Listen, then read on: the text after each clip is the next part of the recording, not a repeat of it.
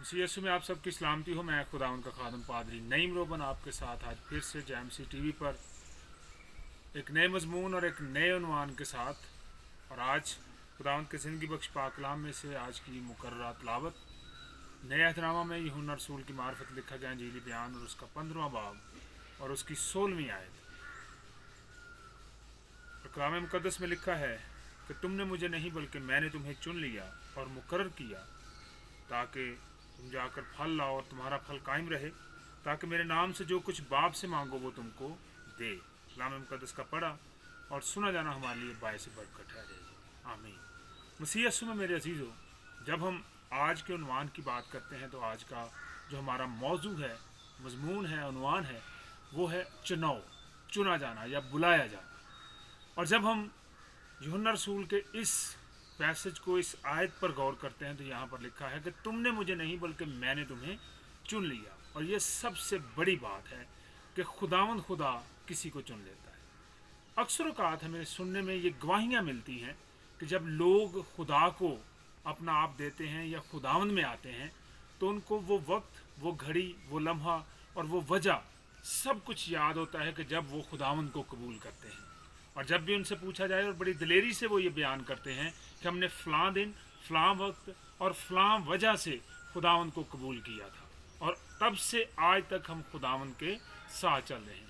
लेकिन कभी भी किसी ने ये सवाल नहीं किया और ना इसे जानने की कोशिश की है कि क्या खुदा ने भी हमें कबूल किया है या नहीं किया। आज इसे जानने की कोशिश करते हैं कि क्या खुदावंद ने जो यूहन्ना रसूल की मार्फत यहाँ पर कहा कि तुमने मुझे नहीं बल्कि मैंने तुम्हें चुन लिया, तो ये किस तरह से हम इसे समझ सकते हैं।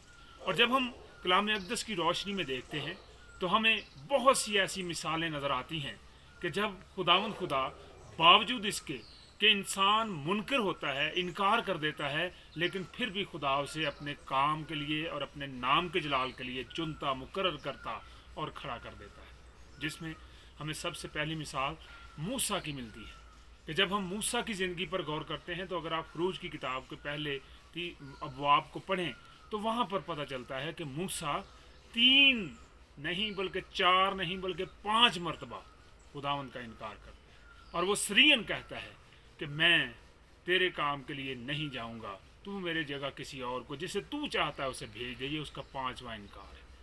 लेकिन खुदावंद फिर भी उसे कहता है कि तू मेरे लिए ये काम करेगा और खुदा उसे चुन लेता है, मुकर्रर करता है कि वो कौम बनी इसराइल का रहनुमा बने और उन्हें मुल्क मौदा तक लेकर जाए। और जब हम अहद जदीद में ऐसी ही मिसालों पर गौर करते हैं तो आप देखें कि किस तौर से खुदावंद अपने शागिर्दों का इंतखाब करता है, उन्हें चुनता है, उन्हें मुकर्रर करता है। और जिनमें पतरस बड़ा ही काबिल गौर है कि पतरस वो है कि जो कहता है कि खुदावंद मैं तेरे साथ मरने के लिए तैयार हूँ। लेकिन एक वक्त आया कि उसने खुदावंद का 3 बार इनकार किया, लेकिन फिर भी खुदा ने उसे चुना, मुकर्रर किया और उसके पहले ही वाज से 3000 लोग खुदावंद की जमायत में शामिल हुए। आज भी खुदा ऐसे काम करता है। वो लोग जो खुदा से दूर हैं, जो खुदा को खुदा नहीं मानते, आज भी खुदा उन्हें इस्तेमाल करने की कुव्वत और कुदरत रखता है। बड़ी बात ये नहीं कि हमने खुदावंद को कबूल कर लिया है, बड़ी बात यह है कि खुदा हमें कबूल करे। आज हमें अपने आप को जांचना है, परखना है, देखना है कि क्या खुदा ने हमें कबूल किया है। अगर कबूल किया है तो फिर यकीनन हम फल लाएंगे और हमारा फल कायम रहेगा, ताकि उसके नाम से जो कुछ हम बाप से मांगे वो हमें अता करे। खुदावंद मुझे और आपको अपनी ज़िंदगियों पर गौर करने की तौफीक अता फरमाए। आमीन।